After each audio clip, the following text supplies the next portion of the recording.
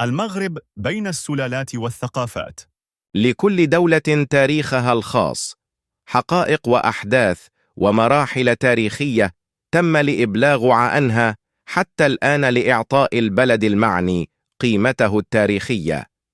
إن تاريخ البلد هو أحد الأحداث التي تعتبر جديرة بالذاكرة، ولا يزال تاريخ المغرب هو النموذج المثالي، مع العديد من السلالات المتتالية عبر عدة سنوات: سلالة الأدارسة، سلالة المرابطين، سلالة الموحدين، سلالة المرينيين، سلالة السعديين، وسلالة العلويين. يعتبر المغرب دولة متعددة الثقافات معترف به دولياً، مع أنواع متعددة من التراث المعترف به من قبل التراث العالمي لليونسكو. المغرب هو أحد الوجهات المفضلة للسياح الأجانب لعشاق الاكتشاف، والأكثر اهتماماً بالطبيعة والتاريخ وفن العيش والضيافة المغربية والتجربة المعاشة خلال رحلاتهم في المغرب، والتي تجعلهم يغادرونه وهم راضون عن إقامتهم به. سلالة الأدارسة.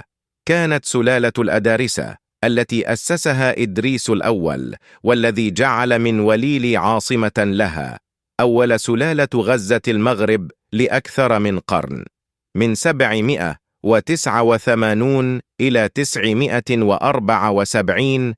سيطرت سلالة الأدارسة على جزء كبير من المغرب العربي، بما في ذلك شمال إفريقيا في مغرب اليوم. استطاع الإدريسيون الذين أسسوا السلالة الملكية الأولى في المغرب، مع مرور الزمن تم بناء مدن جديدة، بما في ذلك مدينة فاس التي أصبحت عاصمة بعد فوليبيليس في عهد الابن الخلف إدريس الثاني وخلفائه. تشهد العديد من المعالم الأثرية حتى الآن على الأعمال المعمارية والدينية لهذه السلالة، مثل مسجد القرويين الذي يعد من أهم المساجد في المغرب، والذي تعتبر هندسته المعمارية تحفة فنية حقيقية. بعد عدة سنوات من الحكم، سقطت السلالة مفسحة المجال للمرابطين. سلالة المرابطين بعد الإدريسيين بدأت سلالة جديدة في الحكم والاستحواذ على أجزاء من المنطقة المغاربية، هم المرابطون. دمروا الحكم الأفريقي قبل مهاجمة الشمال، وأسس المرابطون مراكش عام 1062. تمكنوا من الحكم في جميع أنحاء المغرب العربي والأندلس، وعينوا مراكش عاصمة لهم، وأصبحت مركزا للتجارة وصلة وصل بين إفريقيا جنوب الصحراء الكبرى والمغرب العربي.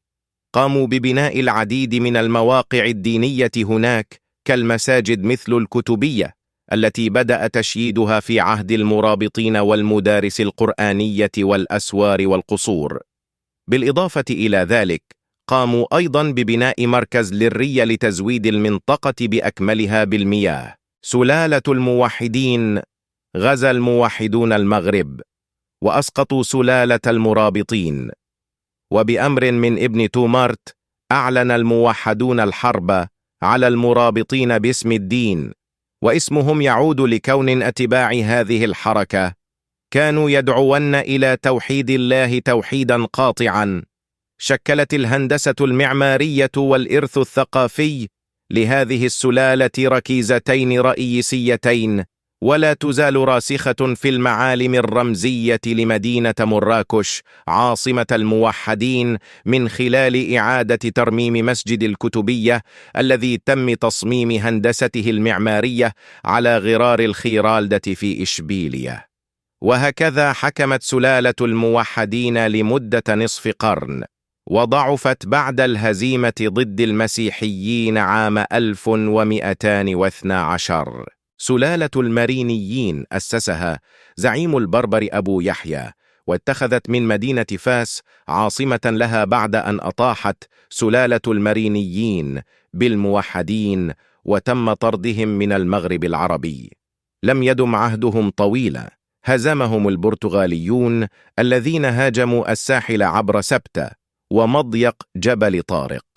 بدافع نقل القيم الدينية، بنى المرينيون العديد من الزوايا والمساجد والمدارس القرآنية مثل تلك التي توجد بسلا.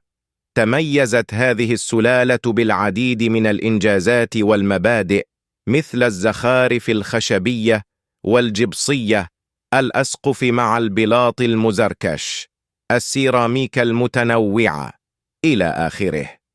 تحتوي مقبرة شالة التي تقع في الرباط على بقايا تشهد على ثراء هذه السلالة من حيث الثقافة والتاريخ والعمارة والمؤسسات الدينية. سلالة السعديين أو الزيدانيين.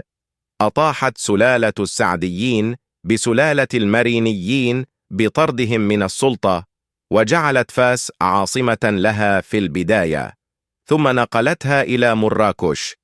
أعلنوا الحرب على البرتغاليين واسترجعوا عدة مدن، ولا سيما مدينة آدير. اتخذ السعديون إسبانيا كحليف لحماية أنفسهم من التهديدات التركية. لقد عاش المغرب سنوات من المجد في عهد السعديين، كانت في أوجها من حيث الثقافة والمعرفة والثروة. حصل السعديون على الذهب من السودان بعد هزيمتهم لإمبراطورية سوناي الأفريقية، كما قاموا ببناء العديد من الأعمال الفنية. في فاس قاموا ببناء البرج واقترحوا تغيير مسجد القرويين. في مراكش قاموا ببناء مقابر السعديين ومدرسة بن يوسف وقصر الإبديع. سلالة العلويين. يرجع أصل العلويين إلى مدينة تافيلالت. تم خلع السعديين من قبل الأسرة العلوية للاستيلاء على السلطة الملكية. اتخذوا في البداية فاس عاصمة لهم، ثم تم نقلها إلى مكناس في عهد السلطان مولاي إسماعيل، ليتم نقلها أخيرا إلى الرباط، وهي العاصمة الحالية للمغرب منذ عام 1912. وبفضل هذه السلالة شهدت مدينة فاس تحولا كبيرا، مما أدى إلى تحسين معالم المدينة بأكملها وإنشاء أسوار مثل بوابة باب المنصور الشهيرة. استمرت السلالة في حكمها حتى اليوم. محمد السادس هو الملك 23 لهذه الخلافة، وهو الساهر على ضمان وحدة المملكة وعلى نقل جميع القيم الدينية للمملكة.